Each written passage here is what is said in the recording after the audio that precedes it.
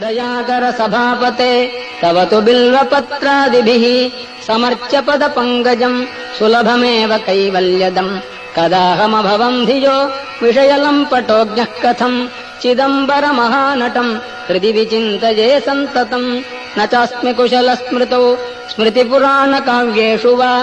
कलासु विविधासु वा परिचितोऽस्म्यहम् नैव भोः कथम् नु मयि भूभुजाम् भवतु हर्षपूरस्वतः